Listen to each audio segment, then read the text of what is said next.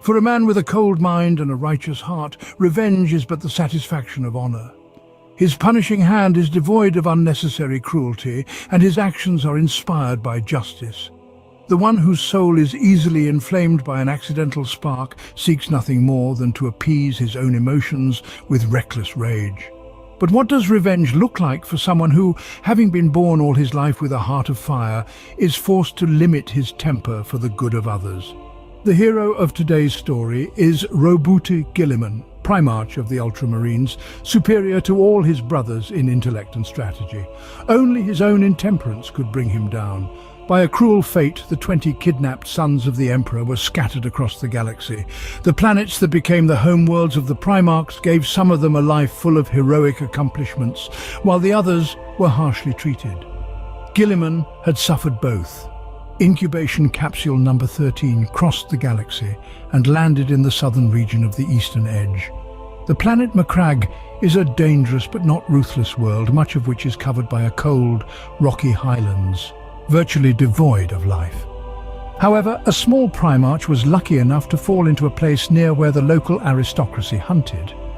Civilization on Macragge was born during the dark age of technology, successfully surviving the age of strife and maintaining an orderly society.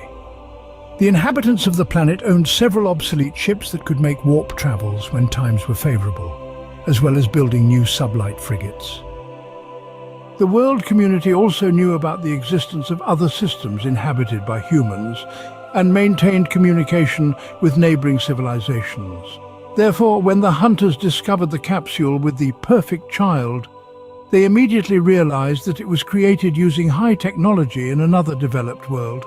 The amazing baby, surrounded by a shining halo of power, was delivered to one of the two consuls who ruled the most powerful region of Macragge at that time. The ruler's name was Connor Guilliman. He adopted the child and gave him the noble name of Roboute. Raised in an atmosphere of love and surrounded by parental attention and care, the Primarch would consider Connor his true father even after 10,000 years. Roboute grew at an incredible rate for an ordinary child and impressed those around him with his physical strength and shrewd mind. By the time he was 10 years old on Macragge, Roboute had learned everything that the wisest people on the planet could teach him. He impressed his teachers with his extraordinary grasp of history and philosophy, his ability to organize scraps of information and draw accurate conclusions from scant data, and his impeccable memory retained even information he had only glimpsed. But his greatest achievements were in the study of the art of war, which was considered one of the most paramount sciences on the planet. Absolutely confident in his son's abilities, Connor Guilliman sent him to pacify the remote northern lands of the planet called Illyrium. These were cold territories inhabited by barbarians whose factions fought incessantly with each other, as well as attacking more civilized regions. The population was a mixture of ferocious bandits and cold-blooded mercenaries, willing to commit any crime for money. Roboute had conducted a flawless military campaign, gaining not only territory but also the respect of the harsh northern barbarians. However, he was unable to share the joy of his first triumph with his father. Returning to the capital Macragge Civitas, Roboute found his hometown engulfed in rebellion. Guilliman, the second consul of the state, took advantage of the absence of the Primarch and a large portion of the troops to launch a military coup against Connor. Such treachery was not unique in the history of the world, but in this particular case took the first consul by surprise. Conspiring with the wealthiest members of the local nobility, Guilliman attempted a complete seizure of power.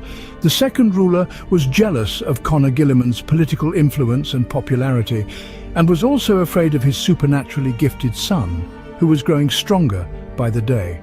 The coup was supported by part of the aristocracy, who hoped to preserve the established order, in which immense wealth grew from the slave labor of powerless workers. Because of Connor's reforms, the old order of things was being eradicated and was irrevocably gone. Progressive industrialists supported the elder Guilliman in his efforts to change the balance of power by giving workers more rights and improving their living conditions. Such innovations weakened the position of the aristocracy, which, among other things, was obliged to invest in rebuilding the decaying state infrastructure. All this made Conor Guilliman the greatest ruler in the eyes of the common people, while at the same time turning most of the wealthiest aristocrats, except for the wisest, against him. As he approached the city, Roboute, elated by his victory, saw the capital smoking in anarchic madness and crowds of frightened people fleeing their homes. The accounts of all the refugees spoke of one thing. A private military detachment of Second Consul Guilliman had attacked the Senate while it was in session, and marginalized hordes of brigands had set fire to and looted the city. Barely hearing of the incident, the enraged Primarch rushed to the Senate building, leaving his soldiers to deal with the rioters. With his exceptional strategic skills, Roboute could calculate the favorable outcome of any battle. However, this did not mean that he always stuck to his plans. Roboute's hot heart sometimes pushed him to rash actions. Going into the heart of battle to save his father was the first time he went against his plans. Though it was Conor who often told his son, "You must control your emotions, you are superior to any man in every way, including self-control, curb your feelings or you will die." So, both in the case of the neighborhood riot and several other future battles, Roboute was losing control. Avenging son, he made his way to the center of the city alone, slaying whole gangs of rebels that appeared in his way, but he was too late. The bullet-riddled, charred Senate building had been destroyed, and by the time the Primarch appeared, it was of no interest even to the marauders. Among the ruins, deep beneath the piles of rubble, Roboute Guilliman found his dying father. The wounded consul had led the defense of the besieged Senate for 3 days, and might have been able to hold out had Roboute arrived a little sooner. Upon seeing his favorite son, Conor found the strength to tell of Guilliman's treachery and point out the instigators of the crime against the state. An enraged Roboute turned on all those involved in the rebellion.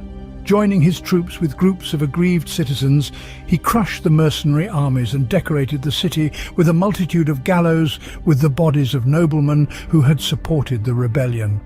All the instigators of the riots, including the second consul, were sentenced to public execution. Order returned to the capital and its surrounding lands. Grateful citizens lined up outside the ruined Senate building to greet their savior. Macraig no longer wanted to live under 2 consuls. That day, to a thunder of applause, Roboute Guilliman took up the mantle of the all-powerful and only ruler for the first time.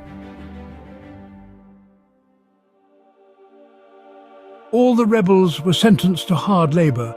The criminals had to rebuild by hand, stone by stone, the city they had destroyed. The impossible task was more agonizing than death on the gallows, and yet death inevitably caught up with them. Thanks to the incredible abilities of the wise Primarch, the planet became a meritocracy, a utopian regime possible only on Macraig.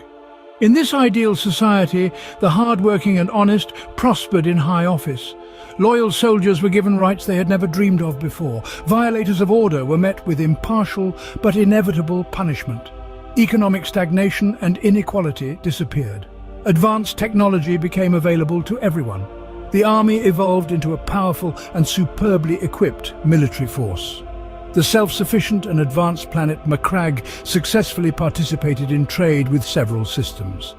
Under the unchallenged rule of Roboute Guilliman, society rose to the heights of its prosperity. Back when the Primarch was at war with the Illyrians in the Northern Territories, the Emperor, who found himself on the planet Espandor, heard enthusiastic tales of Consul Conor's outstanding son, and assumed that Roboute was one of the missing Primarchs. The Lord of Mankind rushed to meet his son, but a warp storm blew his ship off course, and the expedition did not arrive on Macraig until 5 years after Guilliman was declared unanimous ruler. The Emperor saw an ideal human world flourishing under the wing of a charismatic and gifted leader.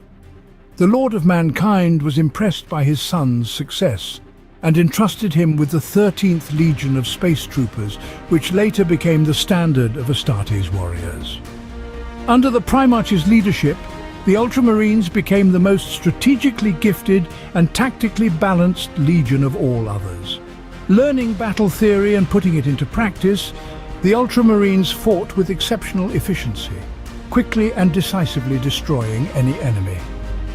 The Ultramarines Legion was second only to the Lunar Wolves in the number of worlds brought into alignment with the Imperium. However, once he conquered a planet, Guilliman did not leave until he had established a stable system of government. He would form a new government loyal to the Emperor and leave wise advisors to develop industry and logistics, integrating the acquired world into the Imperium system. Guilliman's primary concern was the welfare of the people. But despite his long-distance expeditions, he did not forget to take care of Macragge and its neighbouring worlds. Roboute had created an effective mobilization system in his home system, ensuring that the Ultramarines had a constant flow of new recruits. This and minimal battle losses due to competent leadership made the Ultramarine Legion the most numerous in the cosmos. The 500 worlds of Ultramar had always held a special place in Guilliman's heart. Sometimes he pondered what he might have become had the Emperor not found him, and what the fate of his homeland would have been had he not been forced to leave his home. During the Horus Heresy, realizing how much support Terra would receive from the Ultramarine forces, Horus tricked the 13th Legion into sending them to the Viridia system, where the legendary Battle of Calth took place. The attack on this planet was to be the first strike in a campaign by the Word-Bearers, seeking revenge for the destruction of the monarchy, perpetrated by Roboute at the Emperor's behest many years before. A millennium later, Premac blamed himself for the destruction of Lorgar's favourite city. He admitted that, despite his fanatical brother's certainty, that he had fallen victim to his delusions much earlier than the tragedy on Kur. In Guilliman's opinion, it was the fury of the Ultramarine troops on the last day of the monarchy that had pushed the Ward-Bearers into the hands of chaos. He blamed himself for starting the war that had returned the galaxy to the abyss.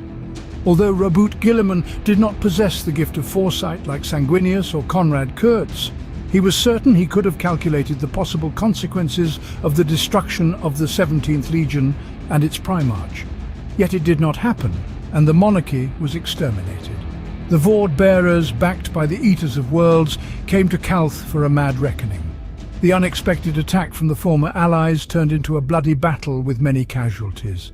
However, Guilliman later attributed much of the damage in that battle to his intemperance. His brother's treachery had infuriated him, and his anger once again prevented him from following a wise plan. The Word-Bearers acted under the leadership of Cor Ferron, who, using a cursed sword, atom-wounded Roboute Guilliman in an attempt to defile, just as Ereb had done to Horus. But the avenging son of the Emperor ripped out one of the hearts of the first captain of the 17th Legion, demonstrating his immunity to the temptations of chaos. The Ultramarines proved their deadly effectiveness, crushing the forces of the traitors. Faced with the horrors of his former brothers, Roboute Guilliman, loyal to the Emperor, finally allowed his legion to violate the Edict of Nicaea and authorized the use of psychic powers by the Bibliarians. Through strict adherence to battle doctrine, proper planning and bravery, the 13th Legion victoriously completed the battle in short order and set out to defend their homeworld. But the wounds inflicted on those who were considered brothers forever left a dark shadow over all the sons of Guilliman, dividing the Ultramarines into those who fought at Calth and those who escaped that battle. The Primarch made no insignia of honor for the veterans of those battles. However, the betrayal they endured invisibly set these troopers apart from the rest. Like those who returned from the massacre on Istvan, the Ultramarines will carry the mark of treacherous treachery in their souls for the rest of their lives. The legacy of this tragedy would echo sadly in subsequent wars, when the precautions taken by the 13th Legion would sometimes seem paranoid. But the attack on Calth was not the only foulness of the Word-Bearers. With their black sorcery, the fanatics tore space apart with warp storms, cutting off many planets from the light of the Imperium. Ultramar, like the others, became isolated. The disappearance of the Emperor's psychic beacon was seen as the likely demise of his father and the throne world. Guilliman endured the pain of possible loss with dignity, gathering all his prudence to make decisions at this critical moment. He concluded, even if the Emperor is dead, he must have destroyed a large number of traitorous forces, which means the treacherous brothers are weakened and unable to fully usurp power. The battle for the Imperium is not yet over. To avenge and save the galaxy, it is necessary to mobilize all possible forces and build a new pillar for the kingdom of mankind. Roboute Guilliman has put his grandiose plan into action and established an extremely safe and secure stronghold for our loyal forces, naming it Imperium Secundus. The young kingdom that emerged was intended by the father of the Ultramarines to be a haven and safe harbour for the troops that remained loyal to the Imperium. Soon Sanguinius and Lion L. Johnson joined the Imperium Secundus along with his legions. As soon as the first news of the Horus heresy reached Macragge, Roboute immediately moved his forces to the defence of Macragge's homeworld.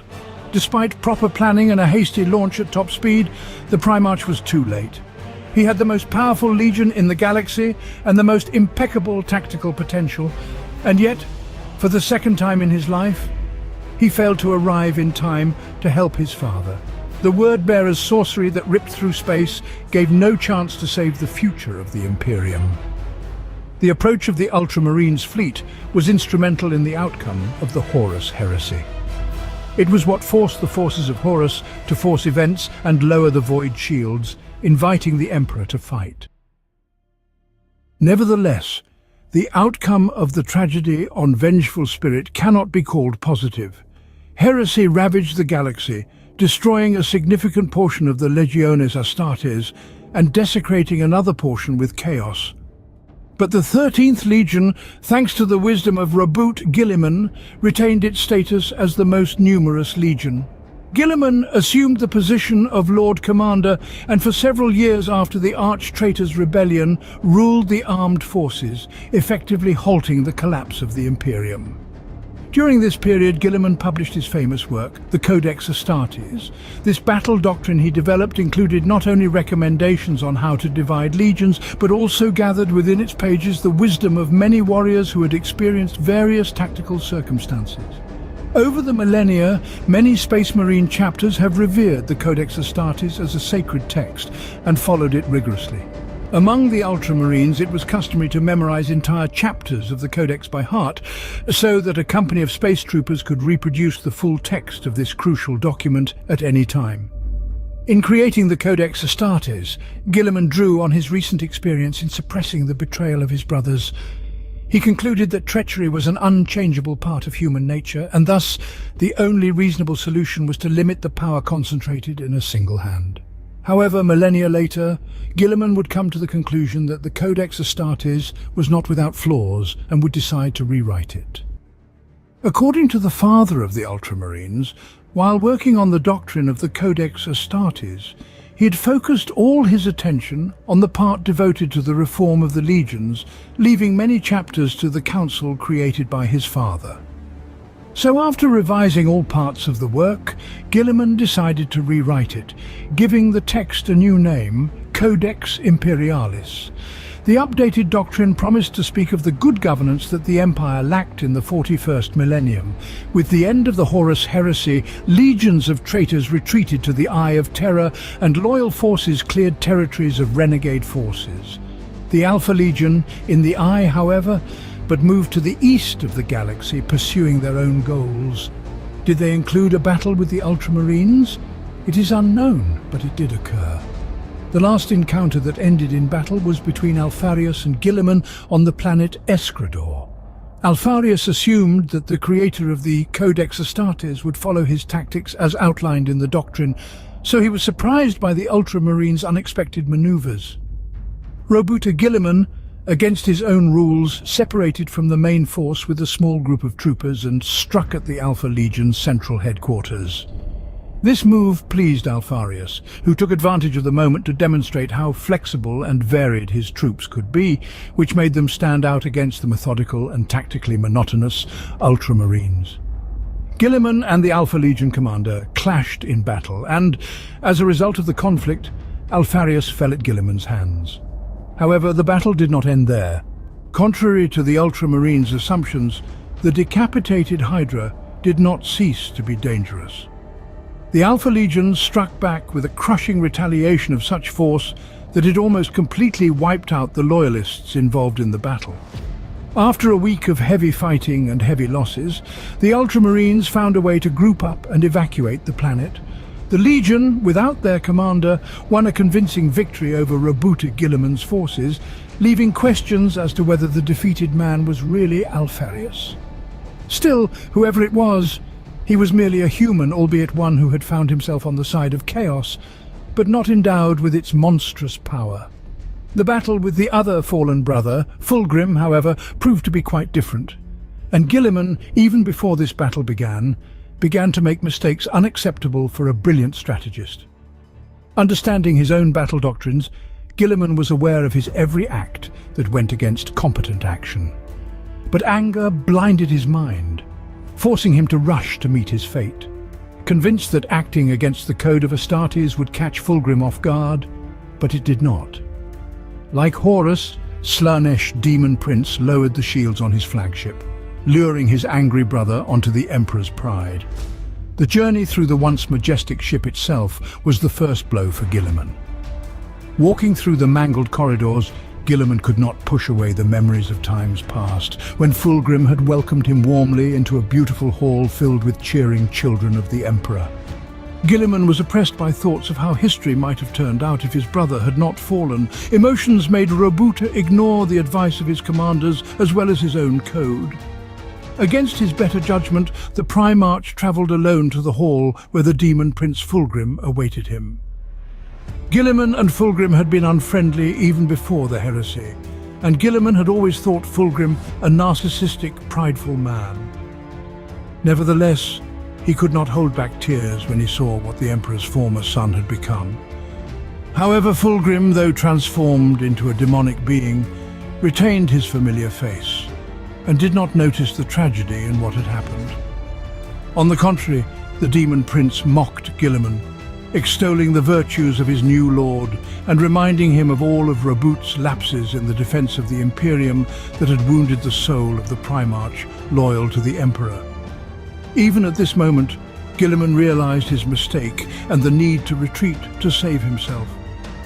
He clearly realized that this day would go down in the list of his failures committed due to irrational anger. And yet, he went into battle with an obviously more powerful opponent.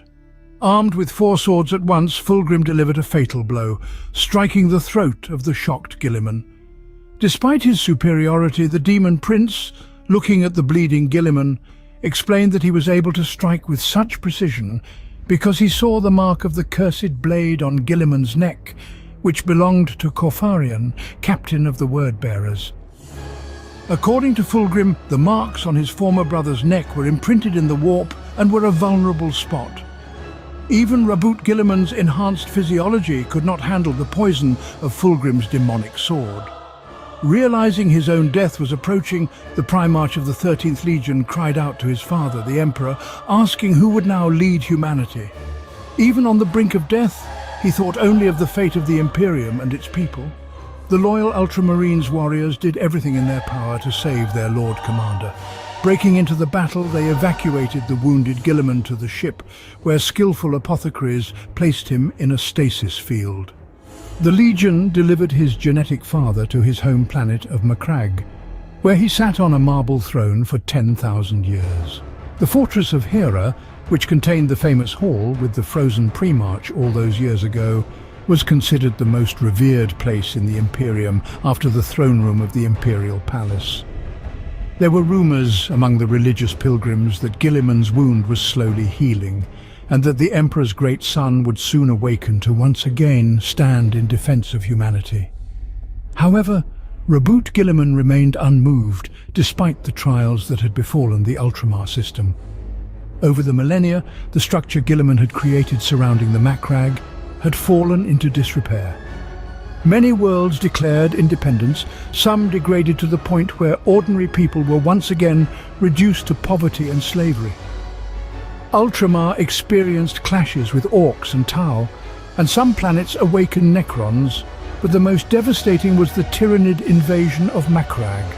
thanks to the military valor and competent actions of the Ultramarines, managed to clear the world of the Xenos and destroy their remnants on neighboring planets. However, the capital of the system was turned into ruins and remained destroyed for many years. But even this was not the greatest of troubles to befall the Guilliman homeworld when the 13th Black Crusade of Abaddon the Despoiler descended upon Ultramar at the end of the 41st millennium. The treacherous son of the Arch-Predator ravaged the galaxy, leading his own legion of various groups of traitorous forces. However, he was brought to Ultramar by information that Belisarius Cole had delivered a relic to Macragge that could change the course of the Long War and prevent the triumph of chaos. For centuries, under the orders of Roboute, Archmagos Dominus Belisarius Cole worked on the grand project of creating Primaris. In addition to this, the powerful techno-genius was engaged in other tasks, traveling the galaxy in search of the necessary resources for his work. Cole thoughtlessly discarded any preconceptions that might interfere with the process. In the Cadian system, while studying the Necron pylons, Belisarius even began working with Trazyn the Infinite. Together, they even attempted to activate ancient Xenos technology. However, Abaddon still destroyed Cadia, and with it, the Necron pylons. A tremendous rift erupted from the western to eastern edge of the Imperium. Ironically, the planet where the sprouts of corruption had previously touched the Emperor's first fallen sun became the epicenter of an impenetrable warp storm that sliced the galaxy in half. Belisarius Cole escaped from the collapsing planet with the help of the Eldar, who transported the survivors through the web to Ultramar. However, the Xenos race was undergoing a massive upheaval at the time. The Aeneid, the elder god of the dead, had awakened, and the Inari, who accompanied the Archmagos, turned out to be followers of the new deity, truly believing in its power. Among the Xenos who arrived on Macragge was a member of the key triumvirate of the god of the dead, Yvraine, his messenger and the last hope of the Eldar. Finding himself face to face with Kalgar, the acting lord of the planet, Belisarius Cole told that even before the fateful battle with Fulgrim, Roboute Guilliman had assigned the techno-priest an extremely important task: to find a way to revive him. The story proved so suspicious that the Ultramarines agreed to allow the arrivals only after the Legion's chief bibliarch, Tigurius, reported visions prophesying Guilliman's rebirth. While the forces of chaos attacked Macragge from all sides, Belisarius set about the task at hand, but as soon as he began work on Guilliman's body, the Black Legion focused all their efforts on the fortress of Hera, where the sacred stasis pod was located. It was then that Yvraine called upon her patron Aeneid for help. The Eldar god's power over life and death, combined with the secret technology of Belisarius Cole, released Roboute Guilliman from a long sleep of 10,000 years. In front of a stunned crowd, the fully healed Primarch awakened and rushed into battle without delay. His immense power swept away a sizable force of attackers, and the Ultramarines, galvanized by the return of their father, finally drove the forces of chaos from the planet. In triumph, Roboute once again led the Macragge and the Ultramarines. At the ceremony marking Guilliman's ascension to the throne, he gave an inspiring speech, confirming his abilities as an orator. Marneus Calgar was happy to yield his post to his resurrected father, who declared his intentions to reclaim the separated worlds that were once in the realm of Ultramar. It was decided to end the grand parade by presenting Roboute with a golden laurel wreath, so that the Picts scattered across the galaxy would inspire those who had lost hope to brave exploits. But when Guilliman put on the precious crown, visions of great accomplishments and glittering triumphs swept over his mind, paling in comparison to all he had accomplished in the past. The exciting future promised heroic victories and power comparable only to that of an emperor. Realizing the sacrilege of these thoughts, he threw off the defiled wreath, proving once again his invulnerability to the temptations of chaos. The crown was a gift from Fulgrim, who had learned of the return of the brother he had once defeated. The Phoenixian's poisonous whisper haunted Guilliman, foretelling only disappointment and temptation ahead. Roboute didn't believe a word of it, and yet the voice of his fallen brother haunted him for days. Within 7 months, the system was completely cleansed of the foulness of chaos, and the friendly Xenos left Macragge with the Primarch's respectful blessing. But the realm of men was no longer like what the avenging son had given his life for. Fanatical cultists had made a god out of his father. As soon as he saw what the Imperium had become, Roboute thought that the rotting hulk of a civilization, driven not by reason and hope, but by fear and ignorance, was so repugnant that he would rather burn in the fires of Horus's ambition and the galaxy than continue to exist in such a world. Pain and superstition had become the norm for ordinary people, and the mad religion that had perverted every aspect of human existence was being used by the Inquisition to exterminate anyone who dared to think otherwise. In this millennium, it was as if prudence no longer existed. The most familiar things, like flying cherubic servitors, disgusted the Primarch. He hated the art and hated the time in which he now lived. But the first wave of anger that had come over Guilliman so easily had subsided. Whatever these people had become, he had to save them. The Emperor was uncompromising in his fight against all beliefs, and he had no interest in where religious madness came from in people's hearts. But Roboute saw the nightmarish world around him, demonic hordes and a hopeless future for any slave living in the lower floors of the hives. The heresy of Horus had destroyed any chance of fulfilling the dream of prosperity and freedom for humanity, and the only beacon of light in desperate souls was faith in the Emperor as a god. Faith-based madness, however, was repugnant to Guilliman. Still, after several encounters with the Inquisition, Guilliman, unafraid to confront the cult, chose not to refuse to cooperate with it. Guilliman decided to first overcome all the existing external problems and then turn to the spiritual sphere of civilization. As always, he thought first of the welfare of the people. The first step towards this was what would later be called the Terran Crusade. Guilliman intended to meet his father. However, Magnus the Red, who was advancing on Fenris at the time with his sorcery, raised raging storms in the warp that drew the ultramarine fleet into its maelstroms. The poisoned currents hurled the ships against the demon worlds, causing catastrophic casualties and causing Guilliman frustration and guilt. Hope for salvation came again from the Eldar when the Eldred seer Ulthran offered to help the ultramarines. The Eldar sent Roboute Guilliman a psychic message with instructions to successfully enter real space. But when the warp-torn ultramarines' ships almost reached their destination, they were stopped by a giant chaos fleet led by the greatest demon of Tzeentch, known as the Kairos Fateweaver. The servant of the Architect of Fate captivated Guilliman, binding him with chains created from the Primarch's oppressive emotions, and after threatening his life, forced the surviving ultramarines to surrender. His plans to imprison Guilliman forever in a black stone fortress did not come to pass.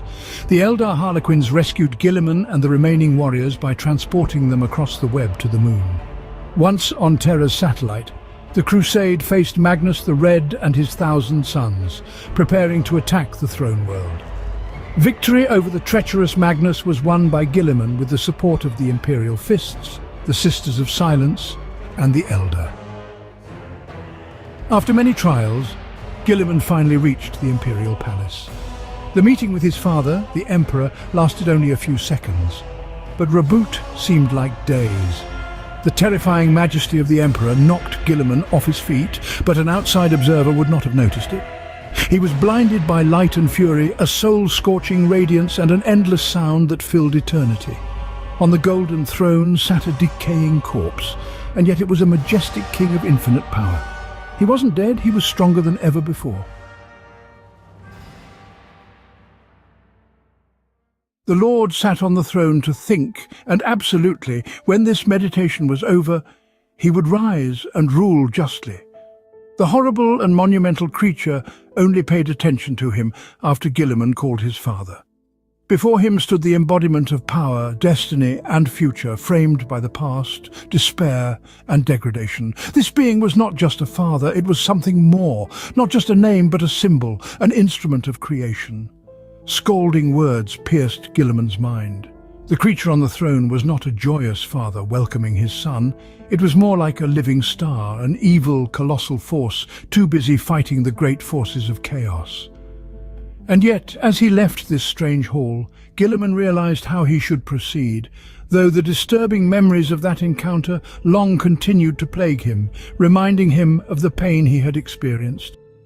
The Primarch announced that he was assuming the mantle of Lord Commander of the Imperium and assembling the greatest army to finally defeat chaos and revive the lost dream of a happy future for humanity. One of the key weapons for the new war were the Primaris warriors, created by Belisarius Cole at the behest of Roboute Guilliman. These warriors were faster and stronger than their predecessors. Equipped with the latest armor and weapons, the upgraded troopers became a decisive force, greatly strengthening the position of the Loyalist forces in the galaxy. Their effectiveness was first demonstrated during the Second Battle for Terra, when the blood god Khorne, eager to demonstrate his superiority, sent 88 demonic cohorts to storm the Imperial Palace. After successfully defending the throne world, Guilliman led the crusade, uniting the Sisters of Silence, Primaris Space Marines, and many chapters of Adeptus Astartes. Moving towards planets plagued by chaos, the Primarch sought to cleanse the tainted galaxy. After liberating another world, Guilliman would give orders to begin supplying needed aid to the civilians. Food, water, medical supplies and warriors were sent to the planet to maintain order. The rational and merciful actions seemed like an act of magnanimity in the eyes of mortals, reinforcing Guilliman's image as a divine son of the Emperor, though it only irritated the Primarch. All decisive steps of the Lord Commander of the Imperium were now accompanied by gestures necessary for the new reality. For the new campaign, Guilliman invited an ecclesiarchy priest chosen by him personally. Although Guilliman still had a negative view of religion in the Imperium, he hoped to benefit from favorable interactions with the ministers of the cult.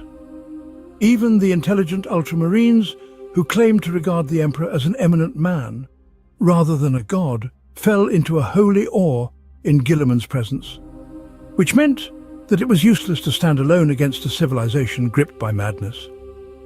Guilliman had only to curb this civilization and steer it in a favorable path. Nevertheless, he did take the necessary steps to implement plans to bring the Imperium back to sanity. He created the Logos Historica Verita, an organization whose primary goal was to restore the true history the Primarch had missed during the 10,000 years of his sleep. The Inquisition altered and deleted events from the archives as it saw fit, leaving only what was not out of the political mainstream. Mining true historical knowledge in the 41st millennium was no easy task. Determining even the exact year of his awakening proved difficult. After all, many things, including the calendar created by the Emperor, had been changed, and it seemed almost impossible to find out the chronology of events in order to understand the reasons for what had happened. But Guilliman did not give up. To work in the created organization, he attracted a lot of inquisitive employees, many of whom he personally trained. Most of these people were saved by him from the Inquisition's bonfire and gratefully carried out the missions he received. The chief scholar of the organization was Guilliman himself. In his spare moments, he secluded himself in his scriptorium, working for the good of humanity, realizing that his struggle was now focused on the survival of the species rather than its development. There was no longer a single moment of inactivity in the Primarch's life. The death that had consumed him for 10,000 years had left its mark. He could no longer sleep. The apothecaries could not explain this phenomenon, which bothered Roboute himself little. He believed that the long years in stasis had given him ample time to rest. During the years of his absence, almost everyone who knew him personally had passed away, so no one could notice how much Guilliman had changed. His aristocratic face was covered with dozens of wrinkles, his golden hair had thinned, grey on his temples and dark circles under his eyes. He was still a magnificent creation of the Emperor, but his beauty was fading under the weight of his worries. In addition, ever since the resurrection, Guilliman had been haunted by pain that he held back by the occasional clenching of his jaw. Fulgrim's wound had not gone away, and the relentless physical pain was sometimes joined by what Roboute called emotional pain. He refused to recognize his torment as spiritual, rejecting the idea that the traitorous sword could have wounded not only his body, but his soul as well. Roboute Guilliman worked to exhaustion, realizing his role as the only savior of mankind. Yet every person has a limit, especially if the entire galaxy considers him a demigod.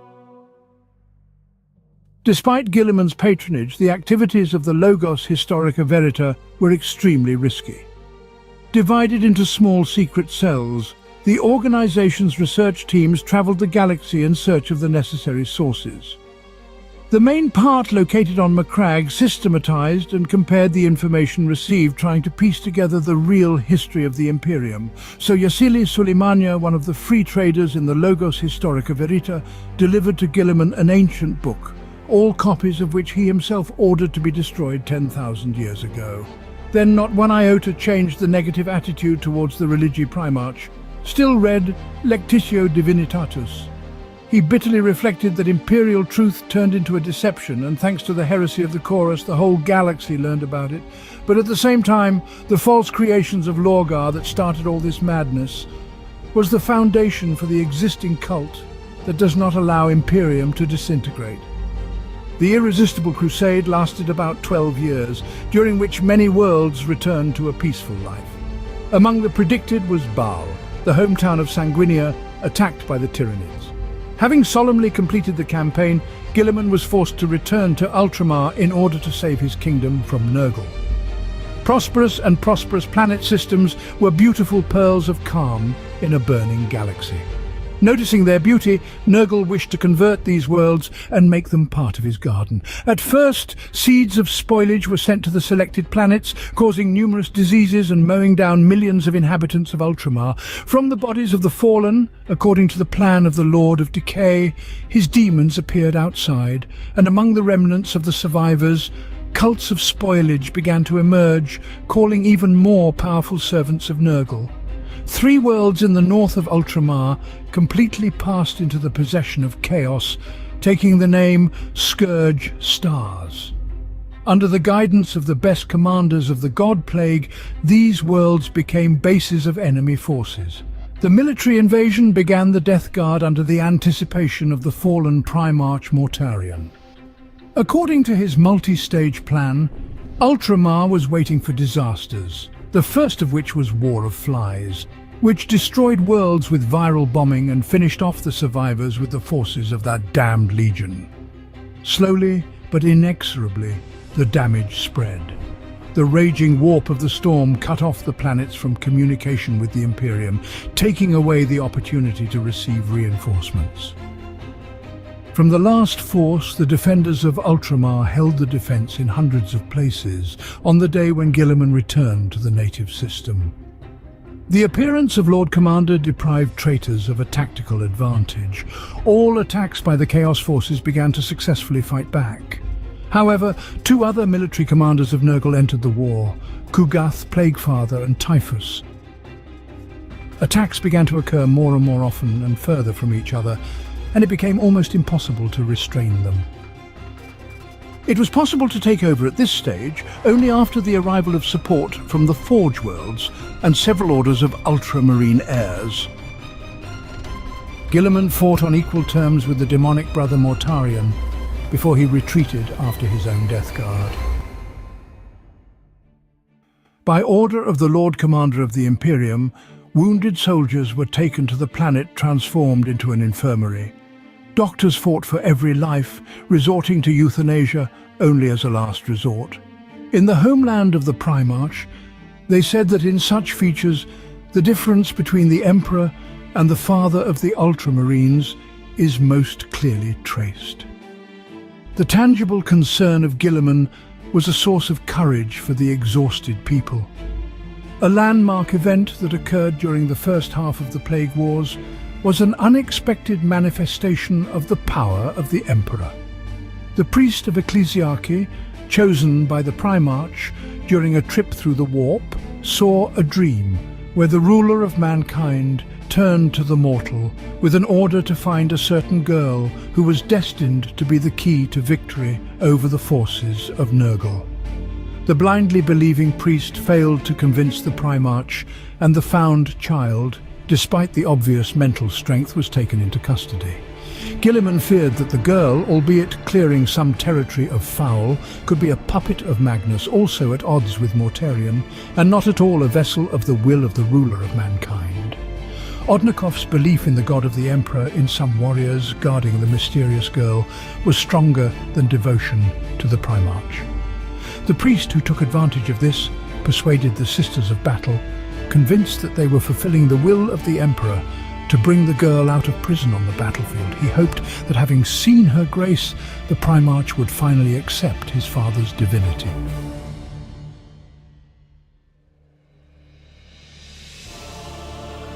Fulfilling the plan, the Sisters of Battle took the lives of several child guards, including even the Primaris, and the girl, filled with power, despite the blocking Saka abilities of the shackle and the presence of the pariah, contributed to her release.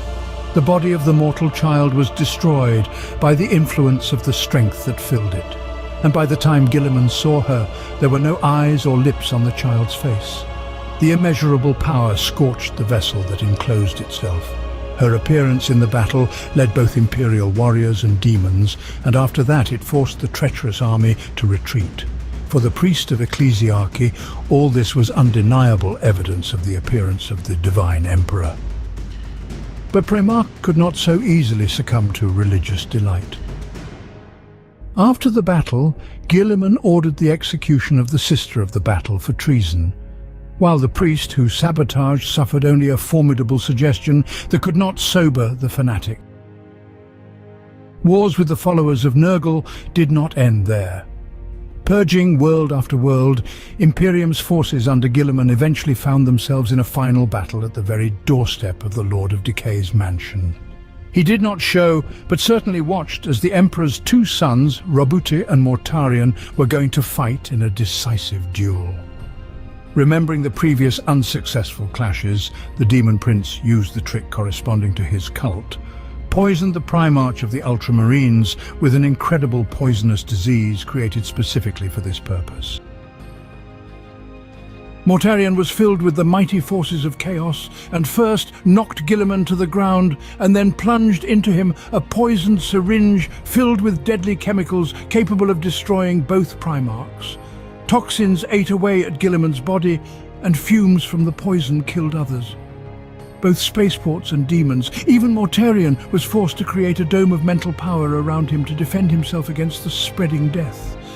This monstrous procedure was supposed to drag the soul of the avenging sun into the kingdom of Nurgle, contributing to the immersion of all Ultramar in the warp. Watching the torment of his brother, Mortarion persuaded him to surrender and join the service of the true god. But Guilliman remained adamant, resisting the temptations of chaos. Suffering from a painful and slow death, Guilliman recalled his last meeting with the Emperor, praying for his help in saving mankind. The body of the Primarch charred, and his armor turned into rusty debris. But the thought of the father did not leave him. Then the Emperor responded. The corpse-like remains of Guilliman soared upward. His body and armor were tremendously restored. Frightened demons rushed away. The earth shook from the ringing of invisible bells. In front of Mortarion, the former brother gained impossible power. A powerful entity with eyes pouring out shining descendants spoke in Guilliman's voice. Stunned by what he saw, Mortarion thought he saw his father in front of him, but the creature refused to accept this appeal. It was Roboute Guilliman, the avenging son and defender of the Imperium, saved by the power of the Emperor. The traitor, defeated by doubts, retreated and was immediately dragged into the opened portal into the possession of the Plague God. The planet was cleared, demonic forces disappeared after their leader. Clear skies appeared among the scattered poisonous clouds. Guilliman came to his senses, kneeling in the middle of the heated earth. The incredible temperature turned everything around into glass, but the primate itself remained untouched. He remembered everything that happened, but did not want to reflect on the essence that appeared no matter what entered into his soul. It had already disappeared.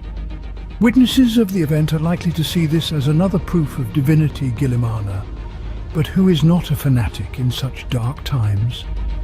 After a while, reflecting on the phenomenon of colossal power that pulled him out of the clutches of disgusting death, Guilliman spoke about the mechanical imprint of Belisarius Cole's consciousness that had occurred. The Primarch cautiously expressed suspicions that the Emperor was awakening, increasingly showing his strength. Tarot, living saints, a girl burned from his power, and finally the salvation of the Primarch pointed to this. These dubious thoughts worried Guilliman, and he forced the machine endowed with part of the consciousness of Archimagos Dominus to answer the question, can the Emperor rise like Guilliman himself? The artificial mind tried to evade the answer, but was forced to obey a direct order. He gave Guilliman advice, recommending that he not seek an opportunity to revive the Emperor, since he was no longer the one who entered the throne room. His resurrection. According to Belisarius, the Imperium would have led to hell, paved with good intentions. After all, the gods, no matter how they call themselves, this is a desecration of existence. So the Ka thought imperial truth still aroused conflicting feelings in the soul of the Primarch. He tried to remain faithful to her, but could not forget that most of it was based on lies. At the same time, religion, or what claims to be it, protects people from fears and souls from despair. Many hours of dialectical disputes with himself about the possible divinity of the Emperor led Roboute to the conclusion that his Sitna in this matter does not matter. After all, everything he does is aimed at protecting people. Millennia ago, his father lied about the true essence of the warp for the protection of humanity. And now Guilliman, leading the Imperium in his place, continued this lie, speaking from the rostrum that God the Emperor loves his admirers.